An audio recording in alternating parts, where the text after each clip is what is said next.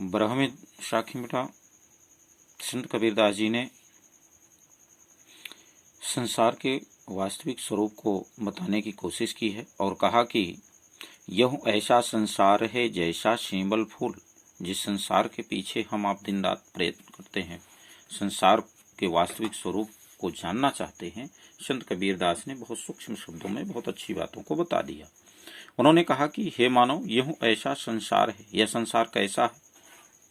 जैसा सैंबल फूल। शिम्बल का फूल बेटा होता है, लाल कलर का होता है, देखने में बहुत सुंदर होता है, लेकिन वह सिर्फ देखने में ही सुंदर होता है, न उसमें कोई सुगंध होती है, न उसका कोई विशेष प्रयोग होता है। उसी तरह से उन्होंने कहा कि यह भी संसार उस शिम्बल के फूल की तरह देखने में तो अत्यंत सुंदर है, लेकिन इसके अंतःकरण में किसी भी प्रकार की कोई सुगंध नहीं है। सुगंध है तो कहाँ? परमात्मा के स्वरूप में, परमात्मा के नाम में। दिन दश के व्यवहार को झूठे रंगन भूल। इसलिए संत कबीरदास जी कहते हैं कि हे मानव, ये जो दिन दश अर्थात जो आपको मानव जीवन मिला है, वो मानव जीवन कैसा है? बहुत सूक्ष्म है, यानी सिर्फ 10 दिन का है, एक तरह से आप कह सकते हैं, यानी बहुत सूक्ष्म है, बहुत कम है। इसलिए इस छोटे से मानव जीवन को, मानव जीवन में जो एक व्यवहार है, कहा उसे हमें अच्छी तरह से निभाना चाहिए, उसे अच्छी तरह से धारण करना चाहिए, उसे अच्छी तरह से दूसरों के साथ करना चाहिए। झूठे रंग न भूल। झूठे रंग, जो झूठा है, जो असत्य है, कहा उस रंग में हमें रंगना नहीं चाहिए और अपने वास्तविक जीवन को नहीं भूलना चाहिए। अर्थात हमारा जो जीवन है वह बड़ा बहुमूल्य है, वह परमात्मा तत्व के लिए है। उस परमात्मा का हमें निरंतर ध्यान करना चाहिए। यह ऐसा संसार है जैसा सेंबल फूल, दिन दश के व्यवहार को झूठे रंग न भूल। संत कबीरदास जी कहते हैं कि यह संसार सेंबल के फूल के समान देखने में अत्यंत सुंदर है। इसलिए ये जो मानव जीवन हमें मिला हुआ है, जो छोटा सा मानव जीवन है, कहा इस 10 दिन के व्यवहार में हमें झूठे रंग न भूले। कहा इस झूठे संसार में अपने वास्तविक रंग को नहीं भूलना चाहिए। बेटा यहाँ पर रूपक अलंकार है और रूपक के साथ साथ अनुप्रास प्राप्त हो रहा है। छंद दोहा है, भाषा सधुक्कड़ी है। आइए 13वें को देखते हैं।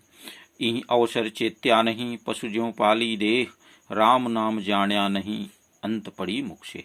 यहाँ पर कहा कि यदि आप इसी तरह से झूठे जीवन में व्यतीत करोगे, झूठे सुख को सुख कहोगे, तो कहा कि अंत समय में क्या होगा, इसका परिणाम भी जान लो। यही अवसर चेत्या नहीं। कहा ये जो अवसर मिला है, अवसर का मतलब है कि ये जो मानव जीवन मिला हुआ है, कहा इस मानव जीवन में यदि आपने चेत्या नहीं, अर्थात अपने चेतनता को जगाया नहीं, आपने ज्ञान को जगाया नहीं, तो कहा पशुज्यों पालिस्ते, और पशु के समान अपने सिर्फ शरीर का पालन पोषण किया, इसे सुंदर बनाया, खूब क्रीम पाउडर इत्यादि से अपने आप को सजाया और कहा कि मैं तो इस संसार का सबसे सुंदर प्राणी हूँ, मैं तो कभी नहीं नष्ट होऊंगा। संत कबीरदास जी ने कहा कि हे मानव, अपने चेतनता को जगाओ। ये अवसर चेतो, ये जो अवसर तुम्हें मिला है, मानव जो मिला, शरीर मिला हुआ है, कहा इस मानव शरीर का सदुपयोग करो उस परमात्मा तत्व की प्राप्ति के लिए।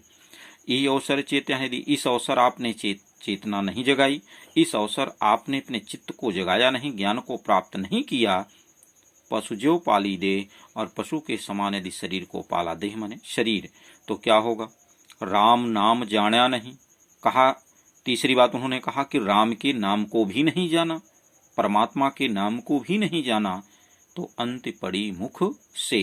कहा जब इस संसार से जाने लगोगे, अंत पड़ी अंतिम समय में, मुख से का मतलब है राख धूल। कहा अंतिम समय में सिर्फ तुम्हारे मुख में क्या पड़ेगी? धूल पड़ेगी, मिट्टी पड़ेगी। इसलिए संत कबीरदास जी कहते हैं कि हे मानव, इसी अवसर अपने चेतनता को जगा लो। बहुत जरूरी है। यदि अपने चित्त को नहीं जगाओगे, अपने ज्ञान को नहीं जगाओगे, तो तुम्हें अंतिम समय में वही मिट्टी और धूल मुख में पड़ेगी और तुम्हें कुछ भी नहीं प्राप्त होगा।